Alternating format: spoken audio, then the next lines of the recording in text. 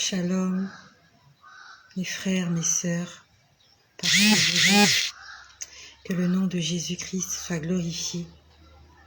À lui seul soit la louange, à lui seul soit la gloire, la sagesse, les actions de grâce, l'honneur, la puissance, l'excellence, l'adoration et les acclamations qui viennent de son peuple. Nous sommes aujourd'hui le 12 août 2021. Je viens vous faire ce partage sur la recommandation du Seigneur. Je bénis le Seigneur pour toi qui es connecté. Soyez bénis. Je vois Alda Ouini qui est là. Bonjour ma sœur. Que la paix du Seigneur soit avec toi. Par ce partage, j'aimerais envoyer un message à une bien-aimée qui m'avait écrit. Elle m'avait posé un problème qui m'a brisé le cœur. Donc j'aimerais répondre à cette bien-aimée-là et j'aimerais aussi envoyer un message à un bien-aimé, donc à une bien-aimée et à un bien-aimé. Et je sais que ce partage-là te concerne aussi, c'est très important. Ce partage te concerne. Donc il y a une bien-aimée qui m'a écrit cette semaine. Elle m'a dit que son fils cherche à aller en Europe, en Occident. Et qu'actuellement, j'ai lu son message, je crois hier ou avant-hier. Elle m'a fait un vocal et qu'actuellement son fils est en Tunisie et qu'il est en train de tout faire pour aller en Espagne. D'après le vocal qu'elle m'a fait, la dernière fois que son fils l'a appelé, il était en Tunisie et qu'il était en train de dire à sa mère qu'il essayait de franchir les barrières. Apparemment, il y a des barrières que les gens ont mis pour dissuader les migrants.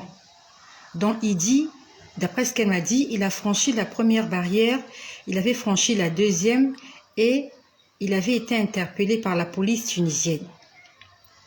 Et que parmi eux, je crois qu'il y a eu un incident, il y a un de tous ces gens-là, je crois qu'il s'est battu avec un policier. Bonjour à ma sœur Marie-Josée. Bonjour ma sœur Marie-Josée. Donc, d'après ce qu'elle m'a dit, il y a eu une intercartion entre ces gens-là qui veulent aller migrer en Europe et avec un policier tunisien. Et apparemment, il y a un qui a tué un policier tunisien. Bonsoir à ma sœur Marcel de Leslie. Bonsoir à ma sœur. Le Seigneur va te faire du bien, ma sœur Marcel de Leslie. Le Seigneur va te faire du bien. Je te promets que le Seigneur va te surprendre agréablement. Donc, quand elle m'a fait ce vocal, elle était presque en larmes. Et je me suis mise à sa place. Et elle est originaire du Cameroun. Quand elle m'a dit qu'elle est originaire du Cameroun, j'ai pensé à cette vidéo qui est devenue virale sur les réseaux sociaux, là où on voit cette femme, Yves Corneille. Merci mon frère Yves Corneille. Merci. Merci beaucoup. Donc, quand elle m'a dit qu'elle était originaire du Cameroun, j'ai pensé à cette vidéo qui est très virale sur les réseaux sociaux, là où on voit cette femme qui est en train de rendre l'âme dans le désert. Et cette vidéo qui est faite, et ça m'a fait mal au cœur parce que je me suis dit, peut-être qu'il fait partie de ce groupe de personnes qui ont été témoins de la mort de cette femme dans le désert. Il y a une femme qui est morte là dans le désert, originaire du Cameroun. La vidéo est en train de circuler sur les réseaux sociaux. Donc, quand cette femme-là m'a écrit, j'ai pensé à cette vidéo-là. Je me suis dit, peut-être que son fils fait partie de cette quarantaine de personnes. Mon frère Kwame. Bonjour, mon frère Kwame. Bonjour, ma sœur Ornisha. Merci d'être connecté. Merci d'écouter la parole du Seigneur. Soyez bénis. Donc, cette sœur-là, son fils est actuellement en Tunisie. Il essaye de franchir les 3 barrières qu'il y a entre la Tunisie et l'Espagne, dans l'espoir de ne pas se faire attraper par la police tunisienne. Donc, quand elle m'a parlé de ça, je me suis mise à sa place. Ça m'a fait mal au cœur. Qu'une mère ne soit pas au courant de ce que son fils est en train de vivre. Est-ce qu'il pourra s'en sortir? Et j'aimerais aussi envoyer un message à un bien-aimé avec qui je suis en correspondance depuis bientôt quelques semaines. Ce bien-aimé m'a écrit parce que sa femme avait quitté le domicile conjugal. Cela fera bientôt 7 ans. Ils ont 6 enfants. Et elle est atteinte de troubles mentaux. Elle avait quitté la maison, le domicile conjugal. Mais par la grâce du Seigneur, pendant que nous sommes décidés à entrer dans un programme de prière et de jeûne de 3 jours, elle est revenue à la maison. Mais malheureusement, là encore, elle a fait une fugue et elle est partie. Donc, j'aimerais parler à ces 2 personnes-là et aussi à des personnes qui sont en train de vivre les mêmes problèmes. Tu as des problèmes dans ta famille. Tu veux que Dieu fasse quelque chose pour toi et tu ne sais pas comment prier. Tu as jeûné, tu as prié, tu as l'impression que ça n'avance pas. Parce que, bonjour à ma sœur Rayon du Soleil. Je vais vous dire bonjour les uns après les autres, afin que vous soyez fortifiés. Bonjour à ma sœur Rayon du Soleil. Merci, sois bénie. Donc, hier, j'étais en train de penser à tous ces gens. J'étais en train de prier. Je dis, Seigneur, comment je vais prier pour eux? Surtout pour ce bien-aimé, ce jeune frère qui est en Tunisie, qui veut aller en Espagne. Il est prêt à affronter la mort pour aller en Occident. J'ai dit, Seigneur, comment je vais prier pour lui? Est-ce que je vais prier pour que tu le protèges? Pour qu'il puisse franchir toutes les 3 barrières qu'il entre en Espagne, mais ça sera au prix de sa vie. Et nous savons qu'un clandestin, c'est quelqu'un qui ment. Il est obligé de mentir. Il est obligé de se cacher. Il est obligé de faire des choses pour survivre. Donc hier, le 11 août, j'étais en train le matin de penser, je disais, Seigneur, comment je vais prier pour lui? Est-ce qu'il faut que je demande que le Saint-Esprit le dissuade afin qu'il arrête son aventure et qu'il reparte au Cameroun? Ou alors il faut que je prie pour lui pour que Dieu l'accompagne? Et le Seigneur m'a répondu. Vous savez, Dieu est bon et il répond. Dieu répond à nos prières. Parce que moi, je ne savais pas comment je devais prier pour ce jeune homme. Sa mère veut qu'il soit en vie. Peut-être qu'elle aurait voulu qu'il n'aille pas en aventure, mais il est déjà parti. Du Cameroun en Tunisie, c'est une grande distance. Je ne sais pas s'il allait à pied, est-ce qu'il allait en voiture, est-ce qu'il allait, je ne sais pas, on ne sait pas, est-ce qu'il a pris, je ne sais pas comment il a fait pour arriver en Tunisie, mais il est en Tunisie et il cherche à aller en Occident, en Europe. Et j'ai passé quelque temps en Tunisie. Les Africains à la peau noire ne sont pas les bienvenus dans le Maghreb. Ils ne sont pas les bienvenus. Lorsqu'un Africain à la peau noire se retrouve dans le Maghreb, si c'est une femme, elle est femme de ménage, elle est cuisinière, elle est vendeuse quelque part. Si c'est un homme, il est vigile. Et j'ai beaucoup de sœurs comme ça avec qui je suis en correspondance, qui sont au Maroc et en Tunisie. Ce sont des ménagères, ce sont des nounous dans des maisons qui travaillent 24 heures sur 24. Elles vivent même dans ces foyers-là. Elles n'ont pas de vie. Elles sont libérées le week-end, mais c'est pas facile. Donc, je disais, Seigneur, comment je vais prier? Le Seigneur m'a dit, j'ai envie de faire une alliance avec vous. Donc, j'envoie un message à cette maman-là qui a son fils, qui est en Tunisie. Il a traversé le désert. Il a franchi beaucoup d'étapes. Il est en train de voir l'Espagne à distance, mais il ne peut pas parce qu'il y a des barrières. Il a fait un vocal à sa mère, il a dit, j'ai envie de franchir ces 3 barrières. Il a dit, on a essayé, on est arrivé jusqu'à la 2e et on n'a pas pu. J'envoie un message à une maman qui est en train de souffrir pour son enfant. J'envoie un message à un homme qui souffre pour sa femme. J'envoie un message à une femme qui souffre pour son mari, pour ses enfants. J'envoie un message à quelqu'un qui est en train de souffrir. Le Seigneur m'a dit, j'ai envie de faire une alliance avec vous. Le Seigneur veut faire une alliance avec chacun d'entre nous. Une alliance, c'est une union. Une alliance, c'est une union que contractent 2 personnes. Une alliance, c'est un contrat d'engagement mutuel entre 2 personnes ou plusieurs personnes. Une alliance, c'est un pacte. Une alliance, c'est un accord. Le Seigneur veut faire un accord, il veut faire un deal avec nous. Et un deal, ça se fait entre deux personnes ou plusieurs personnes. Mais là, ça va se passer entre toi et Dieu. Vous allez faire un deal. Le Seigneur m'a dit qu'il veut que vous puissiez faire un deal, une alliance. C'est comme un mariage. Un contrat là où il y a deux signatures qu'on appose. La signature de l'époux et de l'épouse. La signature de l'employeur et la signature de l'employé. Et chacun a sa part de responsabilité dans l'accomplissement et dans la bonne marche de ce contrat. Toutes les deux parties doivent faire en sorte que ce contrat puisse aboutir de façon positive. Et nous savons que Dieu, il est fidèle. Quand il a dit une parole, il accomplit. Notre Dieu est fidèle. Le problème, c'est que c'est nous qui ne sommes pas fidèles. Le Seigneur m'a dit, va leur dire que j'ai envie de faire une alliance avec eux. Et quand le Seigneur m'a parlé d'une alliance, il m'a demandé d'aller lire le livre de Genèse. Là où il a commencé à faire alliance avec les hommes. Je suis allée lire dans le livre de Genèse à partir du verset 6. On nous parle de Noé. La Bible nous dit que les pensées des hommes se tournaient toujours vers le mal, tous les jours, et que le mal avait atteint son paroxysme. À ce moment-là, Dieu décide de détruire le monde. Mais avant de détruire le monde, le Seigneur se rend compte qu'il y a un homme qui est juste. Et cet homme s'appelle Noé. Et le Seigneur lui dit, dans le livre de Genèse au chapitre 7, le Seigneur lui dit, entre dans l'arche, toi et ta maison, car je t'ai trouvé juste devant moi parmi cette génération. Donc Dieu vint vers Noé. Il dit, je vais t'épargner. Je vais te mettre à part parce que tu es juste pour moi. Je vais te faire du bien. Mais construis une arche. Construis cette arche afin que ta vie et celle de tes enfants soient épargnées. Il a fallu que Noé puisse construire l'arche. Si Noé n'avait pas construit l'arche, l'histoire n'aurait pas été telle que nous la connaissons aujourd'hui.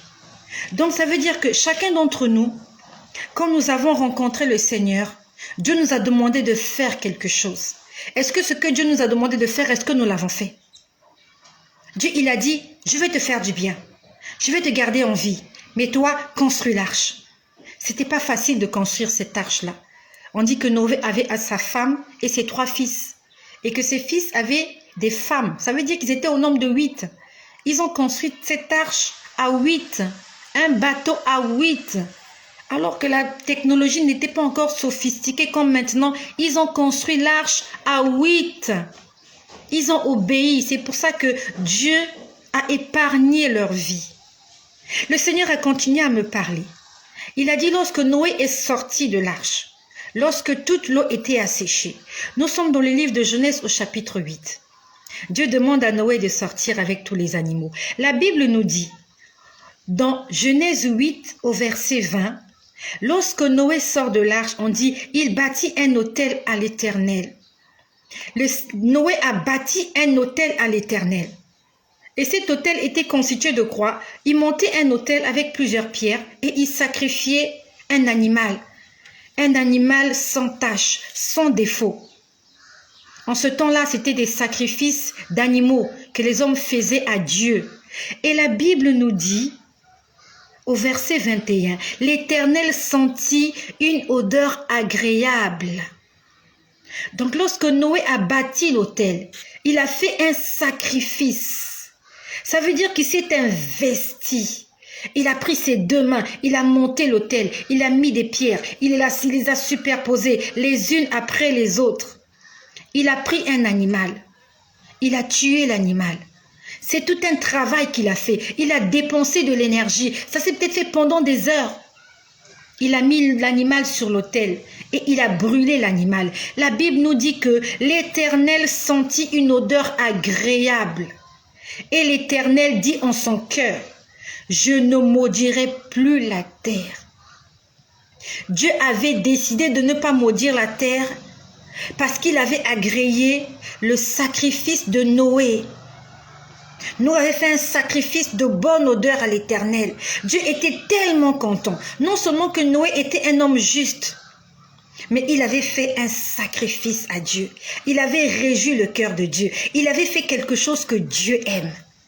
Et Dieu a ressenti cela avec joie. Et l'Éternel a pris une décision. Il a dit, je ne maudirai plus la terre. Puis nous sommes au verset 9 de Genèse 9. L'Éternel dit à Noé, voici, j'établis mon alliance avec vous et avec votre prospérité. L'Éternel établit une alliance avec les hommes juste à cause du sacrifice d'une personne. Il y a un homme intègre et juste qui a obéi à la voix de Dieu. Dieu lui a fait du bien. Et cet homme-là, il s'agit de toi. Cette femme-là, il s'agit de toi. Même si tu n'es pas encore intègre et juste. Prenons-la ainsi. Tu as été justifié par le sang de Jésus. Tu as été purifié, sanctifié par le sang de Jésus. On suppose que tu es juste. Dieu te demande de bâtir l'arche. Est-ce que tu as bâti l'arche? Même si tu ne l'as pas bâti. Ok, l'arche est là. Tu es monté dans l'arche. Dieu t'a sauvé, toi et ta famille. Et quand tu sors de l'arche, qu'est-ce que tu as fait? Est-ce que comme Noé, tu as bâti un autel? Un autel, c'est un sacrifice. Est-ce que tu as fait monter vers Dieu un parfum de bonne odeur? Quelque chose que Dieu a aimé. Dieu t'a fait du bien. Est-ce que tu as bâti un autel? Afin que Dieu prenne une décision de ne pas maudire la terre juste par rapport à ce que toi tu as fait. Et là, il ne s'agit pas de la terre, il va s'agir de ta prospérité, de ta postérité. Il s'agit de tes descendants. Est-ce que ce que tu es en train de faire est en train de motiver le cœur de Dieu de bénir tes enfants, de bénir ta maison, de bénir tes entreprises? Le Seigneur dit, voici j'établis une alliance avec vous et avec votre postérité. Il a dit, aucune chair ne sera plus exterminée. Si Noé n'avait pas fait ça, Dieu n'allait peut-être pas prendre cette décision de ne plus jamais détruire le monde par les eaux. Aujourd'hui, toi et moi, nous avons échappé au tsunami. Nous avons échappé à des tremblements de terre. C'est parce que quelqu'un quelque part a fait une alliance avec Dieu. Quelqu'un quelque part avait bâti un autel. Et aujourd'hui, nous sommes en train de profiter de ces bénédictions-là. Il y a quelqu'un quelque part. Et si même quelqu'un n'a rien fait pour toi, le Christ, il a donné sa vie. Il s'est donné en sacrifice. Si aujourd'hui Dieu peut écouter nos prières, c'est parce que quelqu'un s'est sacrifié. Dieu aime les sacrifices. Ça s'appelle l'alliance. Donc il dit dans le verset 13, « J'ai placé mon arc dans le ciel, afin que cela serve de signe d'alliance entre toi et moi. » Dieu veut un signe. Il veut qu'il y ait un signe. Quand il voit ce signe-là, il se rappelle de l'alliance que tu as fait avec lui. Quel est le signe de l'alliance que tu as fait avec Dieu? Dieu veut que tu bâtisses un autel. En ce temps-là, il fallait tuer des animaux.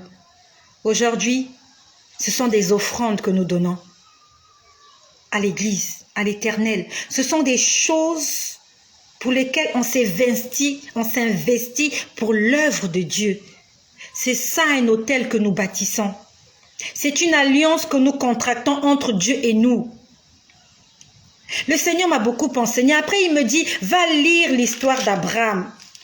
Lorsque je vais lire l'histoire d'Abraham, je vois comment Dieu a appelé Abraham. Il lui a dit, quitte la maison de ton père, va dans un lieu que je te dirai, je te bénirai, tu seras une grande nation. Au départ, c'était des promesses.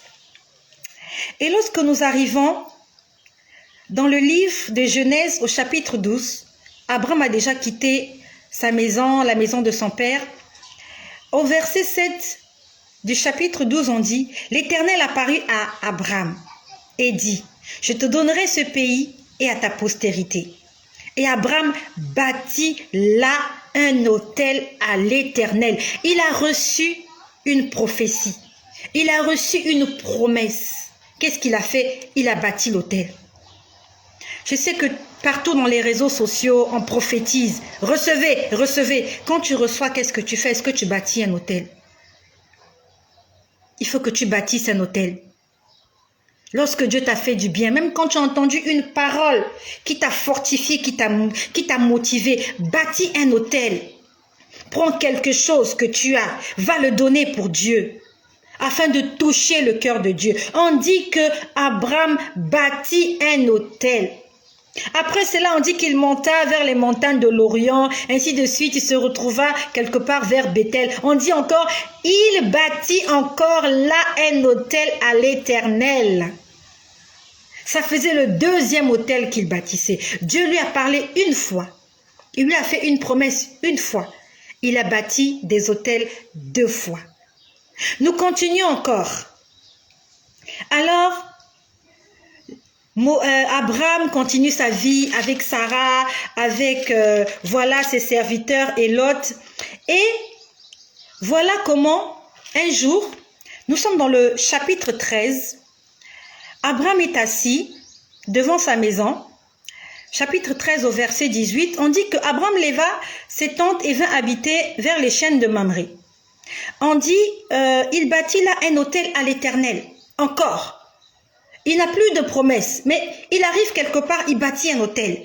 Chaque fois qu'il déménage, il se déplace, il arrive, il bâtit un autel. Le Seigneur veut que nous puissions faire une alliance avec lui, en bâtissant des autels. Tu veux que Dieu fasse quelque chose pour toi? Même pas, Dieu a déjà tout fait pour toi. Déjà le fait que tu sois en vie, c'est déjà beaucoup.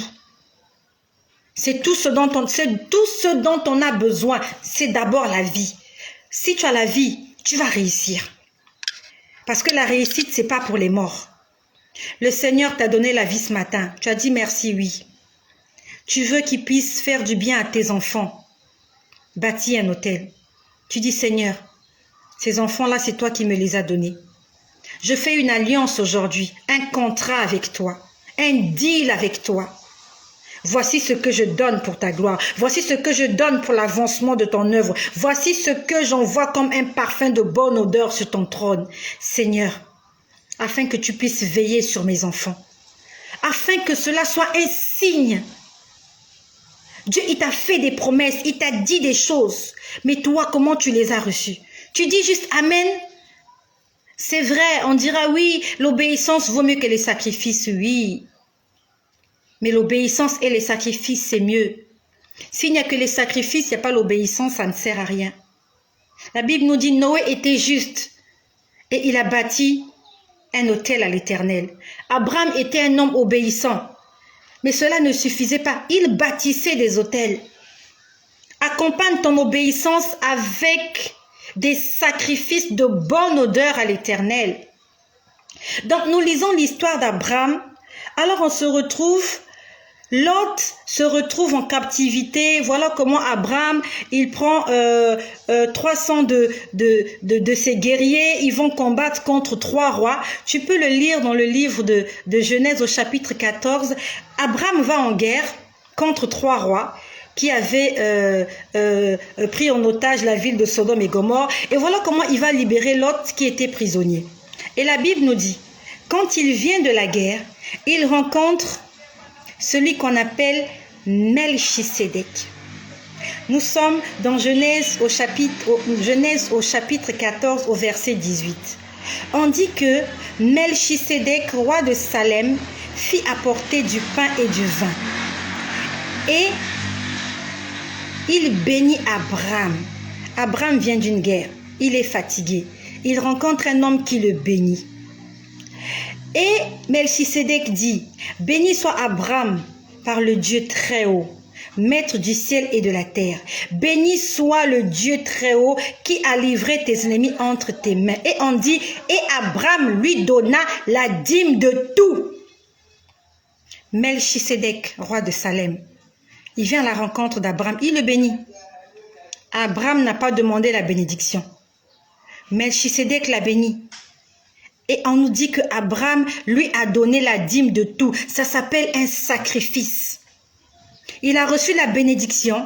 En retour, il donne à Dieu un sacrifice qui va toucher le cœur de Dieu. C'est ça le signe. Et il y a un livre de souvenirs.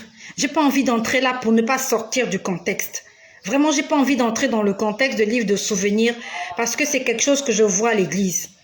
Tout ce qui se passe à l'église, il y a un ange qui est là, qui note tout. Tout ce que nous faisons est noté. Que ce soit à l'église, que ce soit dans nos maisons, partout, tout ce que nous faisons est noté. Qu'est-ce qui est noté dans le livre de souvenirs te concernant? Est-ce qu'il y a quelque chose que tu as fait pour Dieu et que tu peux rappeler en souvenir? Tu dis, Seigneur, souviens-toi de ce que j'ai fait. Seigneur, souviens-toi. Est-ce qu'il y a un souviens-toi dans ta vie?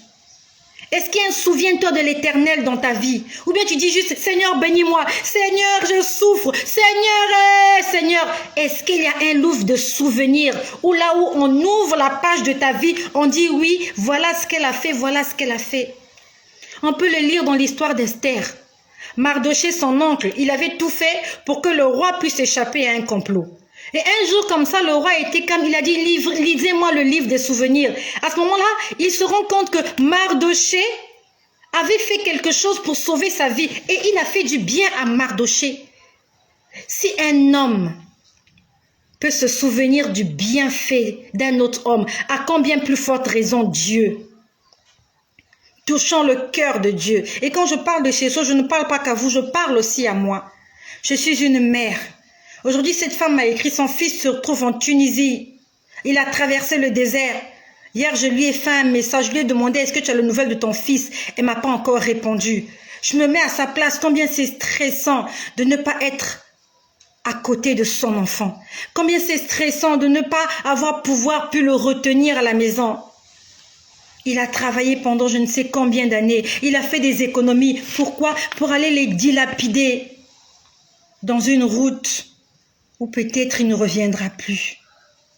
C'est le Seigneur qui m'a donné ce message pour cette femme qui a son fils en Tunisie, qui veut traverser les barrières pour aller en Espagne. Il m'a donné ce message pour cet homme dont la femme souffre de troubles mentaux. Elle a perdu toutes les capacités. Il est malheureux, ce monsieur. Le Seigneur m'a dit qu'il veut faire alliance avec vous. Non seulement avec vous, mais avec toutes les personnes qui sont en train d'attendre que Dieu agisse dans leur vie. Et même si tu as déjà tout ce que tu veux, fais un autel à l'Éternel pour les choses qu'il t'a déjà données. Et pour celles qui ne t'ont pas encore données, tu peux aussi faire un autel. Dieu t'a promis le mariage. Tu n'as pas encore eu le mariage. Fais une offrande. Tu dis, Seigneur, ça c'est pour le mariage que tu m'as promis. Tu n'as pas encore un enfant. Fais une offrande. Tu dis, Seigneur, ça c'est pour l'enfant que je vais avoir. Les gens ont dit que je suis stérile, mais je suis en train de faire une offrande. Ça touche le cœur de Dieu. Isaac est venu après que son père ait touché le cœur de Dieu. Lorsqu'il était là assis, on dit, alors je vais aller plus loin. Il était là assis quand il a reçu les 3 hommes qui devaient aller détruire Sodome et Gomorrhe. Quand il les a vus, il les a invités dans sa maison. Il leur a offert de l'eau à boire. Il leur a lavé les pieds. Il a demandé à Sarah de faire à manger. Il est parti, il a pris un veau, il a tué un animal pour faire à manger à ces 3 hommes-là. Et la Bible nous dit qu'avant qu'ils n'aillent détruire Sodome et Gomorrhe, ils ont béni Abraham. Ils ont béni Abraham. Ils lui ont dit l'année prochaine à la même époque, ta femme Sarah sera enceinte. Même si Sarah avait rigolé, mais le cœur de Dieu était déjà touché. Pourquoi? Parce que Abraham s'était sacrifié. Il est allé vers eux, il les a reçus. Il leur a fait à manger. Le cœur de Dieu est touché lorsque nous investissons dans son royaume. Lorsque nous faisons quelque chose, lorsque nous posons un acte pour lui. Ça touche le cœur de Dieu.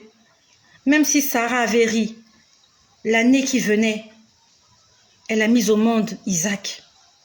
Non seulement que Dieu a béni ce couple, mais le Seigneur lui a révélé un secret. Il a dit, cacherai-je à mon serviteur ce que je ferai? Il dit, je ne peux pas cacher cela à mon serviteur. J'ai été trop marqué. Il lui a dit, je vais détruire Sodome et Gomorrhe. C'est à ce moment-là que Abraham se met à intercéder pour son neveu Lot. Si Abraham n'avait pas fait cet acte, il n'aurait pas eu la révélation que Sodome et Gomorrhe allaient être détruits. Il n'allait pas intercéder en faveur de Lot. C'est vrai que Dieu lui avait promis qu'il allait avoir Isaac. Mais peut-être que ça allait encore prendre du temps. Quand il a reçu ces 3 hommes dans sa maison, on lui a dit l'année prochaine. Ça veut dire que 1 an plus tard. S'il n'avait pas fait cet acte-là, peut-être que ça allait venir 5 ans plus tard. Le Seigneur veut que nous puissions faire une alliance avec lui, que nous puissions faire un pacte avec lui, que nous puissions faire un deal avec lui, qu'il y ait un accord entre lui et nous. Seigneur, voilà ce que je veux que tu fasses pour moi, mais voilà ce que moi je ferai pour toi. Parce qu'il veut nous garder à ses côtés. Il ne veut pas nous bénir et nous perdre. Dieu n'a pas envie de te bénir et de te perdre. C'est ce qu'il m'a dit. Il va te donner des richesses. Après, tu vas le fuir. Après, tu vas te pervertir. Il va te donner le mariage. Tu vas abandonner l'église. Il va te donner les enfants. Non, Dieu veut que tu fasses un deal avec lui. Afin que toi aussi, que tu te souviennes de ce deal-là. Comme Anne. Anne avait fait un deal avec Dieu. Nous connaissons l'histoire de Anne, la femme d'Elkana. Dans le livre de Samuel, 1 Samuel, elle était maltraitée, insultée par sa coépouse Pénina qui avait beaucoup d'enfants. Anne a fait un deal à Dieu. Elle a dit, Seigneur, si tu me donnes un fils, un garçon, je le mettrai à ta disposition. Ça a touché le cœur de Dieu. Dieu lui a donné en dehors de Samuel d'autres enfants. Dieu veut que tu puisses faire un deal avec lui. Je ne sais pas quel genre de deal tu vas faire. Dieu veut une alliance entre lui et nous. Afin que nous ayons une part de responsabilité dans nos engagements. Dans le livre de Philippiens, au chapitre 4, au verset 6, il est écrit « Ne vous inquiétez de rien. Mais en toute chose, faites connaître vos besoins à Dieu par des prières, par des supplications et par des actions de grâce. » Philippiens chapitre 4 verset 6. Ne vous inquiétez de rien. Faites connaître vos besoins à Dieu par des prières, il faut prier, par des supplications, il faut le supplier, et par des actions de grâce. Lorsqu'on parle d'action de grâce, le premier mot c'est une action. Ça veut dire que c'est quelque chose que tu vas faire. Quelque chose qui va attirer la grâce sur toi. Et si la grâce est déjà sur toi, il y a quelque chose à faire pour que Dieu puisse multiplier cette grâce. On ne parle pas de rendre grâce. Rendre grâce, c'est différent. Rendre grâce, c'est dire merci. Rendre grâce au Seigneur signifie dis-lui merci. Mais là, on dit action de grâce. Une action. Ça veut dire que tu te mets en action. Tu concrétises quelque chose que tu as décidé de toi-même. Un acte que tu dois poser. Dans action, il y a l'acte. Et pour ceux qui ont fait finance, lorsqu'on parle des actions, on parle tout simplement d'une part qu'une personne possède dans une entreprise. Oh, j'ai des actions dans cette entreprise. Je ne sais pas là où tu travailles. Est-ce que tu travailles chez Mercedes? Est-ce que tu travailles chez Toyota? Est-ce que tu travailles chez BMW? Il y a des gens comme ça. J'ai des actions dans cette entreprise. C'est quoi une action? Le fait d'avoir une action dans une entreprise signifie que tu as un droit légal sur les actifs et sur les bénéfices de cette entreprise, de cette société. Je suis actionnaire là, ça signifie que lorsqu'elle est bénéfice, tu as ta part. Et c'est ça les actions de grâce. Il y a une part que nous avons lorsque nous faisons une action de grâce. Il y a une part que nous tirons. Nous sommes en train d'investir dans le royaume des cieux. Et quand il y aura les bénéfices, il y aura une récompense pour nous parce que nous sommes des actionnaires. Nous avons des actions dans la maison de Dieu. Et nous savons que plus vous achetez des actions, plus vos intérêts augmentent. Plus tu as des actions dans une entreprise, plus tu as des placements, plus tu as des intérêts. Multiplions nos actions de grâce. Rendre grâce, c'est pas mauvais. Mais la Bible nous parle d'actions de grâce. Faisons des actes, posons des actes. Une action. Est-ce que tu poses des actions? Est-ce que tu touches le cœur de Dieu? Est-ce que tu touches le cœur de Dieu comme Noé? Aujourd'hui, quand nous voyons l'arc-en-ciel, pour nous, c'est devenu une habitude. Ah, regardez l'arc-en-ciel, on appelle les enfants l'arc-en-ciel. Mais il y a quelqu'un qui a payé le prix pour que l'arc-en-ciel apparaisse chaque fois qu'il y a la pluie. Il s'appelle Noé. Il y a quelqu'un qui a fait ça. C'est beau l'arc-en-ciel, c'est extraordinaire, c'est magnifique, c'est surnaturel. C'est Noé qui a fait apparaître l'arc-en-ciel parce qu'il a touché le cœur de Dieu. Il avait bâti un autel qui était d'une bonne odeur à l'Éternel. J'aimerais continuer, mais je m'arrête par là. Le Seigneur aimerait faire une alliance avec chacun d'entre nous. De la même façon qu'il a fait une alliance avec Abraham, il a fait une alliance aussi avec Isaac. Il a fait une alliance aussi avec Jacob. C'est pour ça qu'aujourd'hui nous parlons du Dieu d'Abraham, d'Isaac et de Jacob. Parce que chacun d'entre eux a fait un pacte avec Dieu. Il a fait un deal. Je ne sais pas comment tu t'appelles. Est-ce qu'aujourd'hui on peut dire le Dieu de Marcel, comme on dit le Dieu d'Abraham, le Dieu d'Isaac, le Dieu de Jacob, le Dieu d'Estelle, le Dieu de Mich-Mich, le Dieu de Rayon de Soleil, le Dieu de Marie-Josée, le Dieu de Alda Oyini. Est-ce que tu as fait une alliance avec Dieu? Le Seigneur a besoin de nous garder dans sa maison. Et pour cela, il veut faire un pacte avec nous. Il veut faire un deal avec nous. Il veut faire une alliance. Tu fais, je fais. Je fais, tu fais. Que chacun respecte sa part du contrat.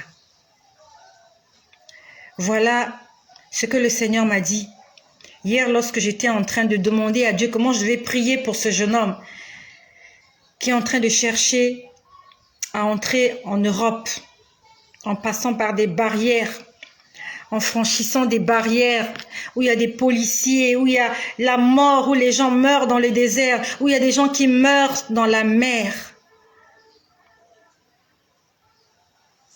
Je reviendrai plus tard vous donner une révélation que le Seigneur m'a faite à propos de tous ces gens-là. Ça m'a pris au cœur de prier pour tous ces gens-là qui meurent dans le désert, qui meurent dans la mer. Toutes ces femmes qui cherchent l'immigration. Ils vont avec des petits-enfants. La dernière fois, j'ai vu une vidéo des bébés morts dans la mer. J'ai prié. Le Seigneur m'a donné un message. Je ne l'ai pas encore donné. Je crois que c'était la semaine dernière, je crois, dans la nuit de dimanche. Le Seigneur m'a parlé. J'étais en train de prier pour l'Afrique. Le Seigneur m'a donné un secret. Je viendrai vous faire ce partage après. Mais voilà, pour toi, ma sœur. Il y a une sœur qui est là, qui m'avait écrit. Elle me dit qu'elle a des problèmes avec son fils. Il se drogue, il entre en prison, ça ne va pas, le courant ne passe pas. Ma sœur, peut-être que tu as prié, ça ne marche pas. Fais une alliance avec Dieu. Tu dis Dieu d'Abraham, Dieu d'Isaac, Dieu de Jacob. De la même façon qu'Abraham a fait une alliance avec toi, tu as béni sa descendance. Moi aussi, j'aimerais que tu bénisses ma descendance. J'aimerais que mes enfants soient sauvés. J'aimerais vraiment qu'il y ait de l'harmonie dans ma famille. Seigneur, voici l'autel que je bâtis pour toi. Comment tu vas bâtir cet autel? Dans l'église où tu pries. Et il faut que ce soit une église où on prie en esprit et en vérité. Pas une église où il y a des images. Je suis désolée. Je ne suis pas venue juger. Je suis venue dire la vérité. Quand ces gens-là offraient des sacrifices à Dieu, ils ne se prosternaient pas devant les idoles. Quand tu lis Noé, il invoqua l'Éternel. Quand tu lis Abraham, on dit que Dieu lui a apparu sous forme de nuée. Dieu lui a apparu sous forme de feu. Quand tu lis l'histoire des enfants d'Israël, Dieu a apparu aux enfants d'Israël la journée comme une colonne de nuée, la nuit comme une colonne de feu. C'était pas une statuette, c'était pas une poupée. C'était pas une photo. C'était pas une image. C'était la manifestation de la présence de Dieu dans toute sa gloire et dans sa grandeur. Pourquoi tu veux limiter Dieu à l'image d'un homme, l'image d'une femme, l'image d'un animal? Dieu n'est pas un animal, Dieu n'est pas un bout de bois, Dieu n'est pas un dessin. Dieu n'est pas quelque chose qui est sculpté de la main de l'homme. Dieu n'a pas été créé par l'homme. Dieu, il est éternel. Il s'est créé lui-même. Pourquoi est-ce que tu veux te créer un Dieu? Pourquoi est-ce que tu veux fabriquer Dieu avec tes mains? C'est Dieu qui t'a fabriqué, c'est Dieu qui t'a créé avec ses mains. C'est pas à toi de créer Dieu avec tes mains, de lui donner une image, une forme, une taille, une couleur, une texture. Je sais pas. Fais un autel, bâtis un autel à l'Éternel. Tu prends quelque chose en rapport avec ce que ton cœur t'aura dit. Tu vas à l'église. Dans une église où il n'y a pas de photos. Dans une église où il n'y a pas d'image. Dans une église où il n'y a pas de dessin de Jésus, de Marie, des apôtres, je ne sais pas de qui. Tu vas dans le secret avec ton Dieu. Ce n'est pas la peine de faire du bruit. Fais-le avec ton Dieu. Quand ces gens-là faisaient des autels qui bâtissaient à Dieu, ils n'appelaient pas tout le quartier. Ils n'appelaient pas tout le village. Ils le faisaient avec leur Dieu. Même si tu vas le faire dans un orphelinat, va le faire seul. Ce n'est pas la peine d'appeler les réseaux sociaux. Ce n'est pas la peine d'appeler la télévision. La Bible nous dit que la main gauche ne sache pas ce que la main droite fait. Comment choisir la bonne église? Demande au Seigneur de te guider vers la bonne église. Il y a une sœur qui a posé la question. Demande au Seigneur de te guider. Mais je t'ai déjà donné quelques détails. Une église où il n'y a pas d'image. Une église où il n'y a pas de photos. Ou une église où on ne parle que de Jésus. Une église où on prêche la repentance, le retour de Jésus. Demande à Dieu de te guider. Il va te guider vers cette église-là. Parce que ce Dieu-là, il tient à ce que nous puissions lui bâtir des autels. Merci de m'avoir écouté. Merci à ma sœur Marie-Josée. Merci à vous tous qui êtes connectés. Merci de ce que vous allez partager ce message, afin que quelqu'un, quelque part, puisse aussi être édifié comme toi. Moi, c'est hier qu'on m'a parlé. J'ai eu ma part. Je veux aussi bâtir mon hôtel. J'ai 5 enfants. Ils sont tous en bonne santé, ils sont en vie. Je vais bâtir un hôtel pour rendre grâce au Seigneur et je vais aussi faire une action de grâce. Je dis, Seigneur, tu as protégé les enfants, merci. Mais voilà ce que je veux que tu fasses pour eux. Voici aussi cette offrande que je fais, cet hôtel que je bâtis. Comme une alliance entre toi et moi, comme un deal, comme un signe. Afin que cela soit écrit dans le livre de souvenirs, que tu t'en souviennes. Comme tu t'es souvenu pour Noé. Que tu te souviennes de ce signe que j'ai fait pour toi, de ce sacrifice que j'ai fait. Soyez bénis. Merci de partager ce message et que le nom de Jésus-Christ soit glorifié.